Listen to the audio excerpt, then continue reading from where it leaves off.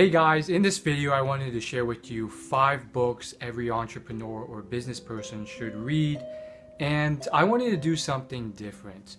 The first thing is put a very strict, stringent lens on who you should follow and take advice from. And the reason behind that is because most people are overwhelmed with information, because nowadays anyone can publish a book and thousands upon thousands of books are being published every year, and the space gets really crowded. We live in an information overload stage, and quite frankly there's a lot of really bad advice from random people out there, and you can't even be taking advice from just any millionaire anymore, because yes, it's better than just random advice, but it may not be the best advice suited to your situation. So how do you find the best thing tailored to you?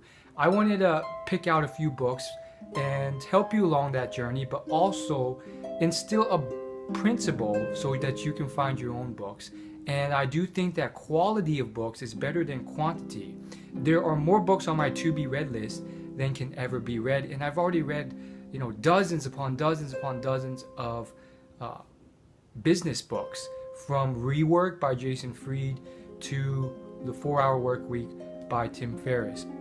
So here's the basic mentality, and then I'll get to the books. What you want to do is find the absolute best people at exactly what you want to accomplish in life and have actually already accomplished that. So these people have to have already accomplished what you're looking out to get one day, so that you can trust their advice and you know that this is the best advice. I look for credibility, I look for achievement, I look for years of experience, and all these things together depending on what I'm looking to achieve in life. In this case, we're talking business books. So I wanted to maybe just go to the most obvious, and yet I think this is one that stands the test of time and should be on here. And that one is Think and Grow Rich by Napoleon Hill. Now this will probably be one of the only well-known books on my list, maybe one of two. And the reason is because if you look at 99% of other top 10 or top 7 entrepreneur or business book lists, usually you can tell that these people don't read that much, or 99% of the time these books are the rehashed books that everyone knows about. And just because everyone's reading them doesn't mean they're the best books. For example, almost every list has 4-Hour Workweek on it by Tim Ferriss. Now, is that the best business book ever? Does the book actually even talk about living a 4-hour workweek life, or should it? Should that be your end goal? I don't know. In fact, if you actually read the book like I have, you realize that he just simply split tested the name, and that was the best one that converted. So it's a huge toss-up, and no disrespect to Tim, but I just wanted to do something different and leave that book off of this list.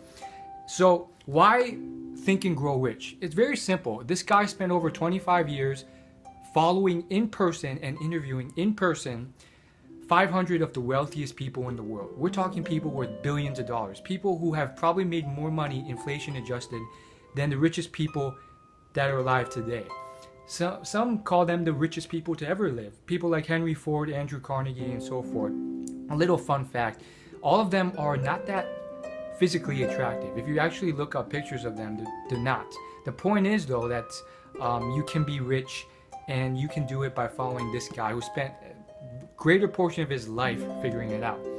Now, here's one thing that you should know about this book. He wrote this as a sort of introductory primer, and he did that because his real anthology on success and making money was so big that no one bought it.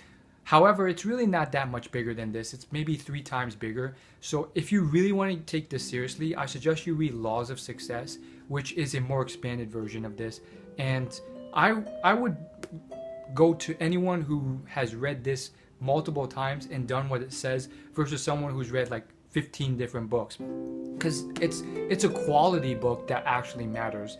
And as far as actually doing what it says, that's probably the biggest issue. I think Of the many people I've met or seen who have read these books by Napoleon Hill, he's written quite a few, no one does what he says.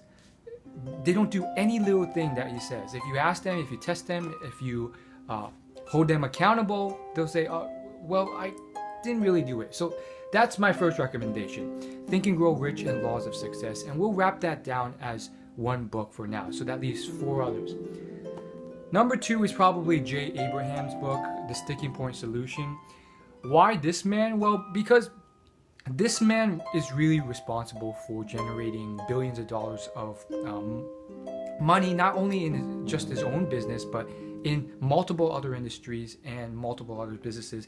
And to this day, he's still helping people make a ton of money. And this guy has a wealth of business knowledge. And so I think some of this stuff is timeless and applicable to almost any industry. And he has the credibility to back it up. If you take just a random book by someone who's made their first $1 million, or someone who's just like, they're really good at the brick industry, but not as great as other people, or you do what like most people who read entrepreneur or business books do, which is just read like anything they want, even if it's by a guy who you don't even know how much money they made. That's not good advice. And I see it all the time, honestly. If you just check some of these videos or book lists, some of these authors, just look them up. You can't find a thing on them, but it's like a well-written book. That doesn't mean you should read it. So that's number 2. Now, before I move on to number 3, I just want to give you some advice. This list is not my end-all, be-all, because there's just so many great books. However, this will provide a great foundation for you to move on with your life and do well. This third one is called The Power of Positive Thinking. And the reason why I bring this one up is because a lot of successful people are very positive. This is probably one of the best well-known books on being more positive, and most people like myself are very negative. But this is probably one of the most important books in terms of staying an optimist and being positive, which is really important not just for your health and happiness, which I've struggled with, but also because successful business people, if you actually study them, most of them have failed businesses like 2 to 5 times before they finally succeed, whereas most average people, after their first failure, they give up. So this idea of persistence is common sense, but not so common sense. No one actually does it. So that's why I recommend it. It's simple, it's easy to read, it's very short. However, sometimes the foundational stuff is what's most important and what most people forget. Now, the last 2 books I don't have with me. However, you can just look them up yourself by just searching the name. It's very simple. The 4th book I highly recommend, and this goes back to this structure of all the criteria I mentioned before. The 4th book I recommend on business is Good to Great. Now, what makes Good to Great a great business book? Some people disagree with me on this, but I stick firm with my convictions on the book because it does an incredibly comprehensive job of examining some of the best businesses that the world has ever seen. And you can't beat that. It's so scientific. I mean, it's arguably some of it's pseudo-scientific because it has to. You can't compare apples to apples completely with, real business case studies, but it does things in such a comprehensive yet easy to read way. And I mean, nothing even comes close to that. You're looking at some of the world's best businesses, the top, most successful, profitable businesses. And if other people would rather read some random book on a random business that kind of succeeded, and it's a single data point, it's not going to be as effective. But this is such a comprehensive study, and it deserves its place in the world. It deserves to be a well-known book, and other people would tell you otherwise, and I disagree. And I highly recommend you read that as well as any other books by Jim Collins, who is the author of Good to Great. Now, the final book I recommend is one that actually speaks to credibility. The author is incredibly successful, and he has decades upon decades of business experience, and he's done this with his own money across numerous industries and become one of the wealthiest people in the world.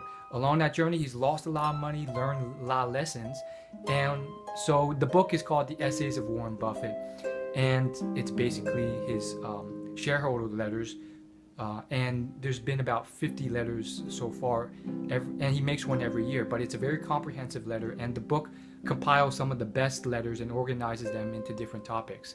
Now, let's just be frank, it's a bit of a more difficult read. However, Warren Buffett has said numerous times that he has specifically made these letters to write as if anyone could understand them, whether you're experienced in business or you're just a beginner. He writes them as if he's writing to his sister. Now, having said that, sometimes it does get a little difficult, more than a little difficult to understand what he's saying. However, I would say even if you only understood 50% of it, it's well worth the read. He has drawn some timeless business principles about why businesses succeed and fail, why businesses endure, that are timeless and transferable across numerous industries. And no one has more experience and knowledge and has used his own money to do this. I mean, it's very easy for people to just sit on their throne and give advice about marketing or business.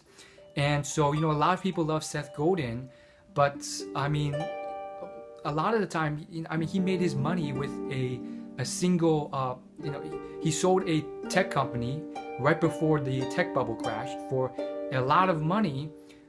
And ever since then, it's just been like, he's just been giving advice. So no disrespect to him, but there is that element of, he doesn't have as much experience or advice. And so many people in this self-help and business space, they praise Seth Godin, but I just want to be a little brave and stick home with my opinion, which is that, it's very easy for people to give opinions and advice on things, but it's a different thing when you're investing your own money, building your own businesses, putting all your money. Warren Buffett, he has all of his net worth, pretty much all of it, in his own company stock. So if his company fails, that's on him.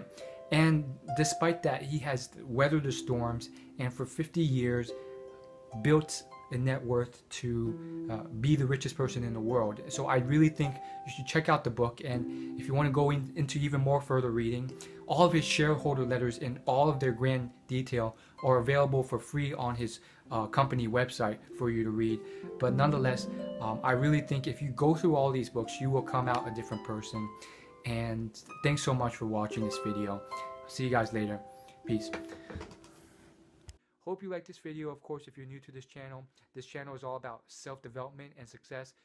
You can hit the subscribe button below for free updates every Thursday. Otherwise, I will see you in my next video.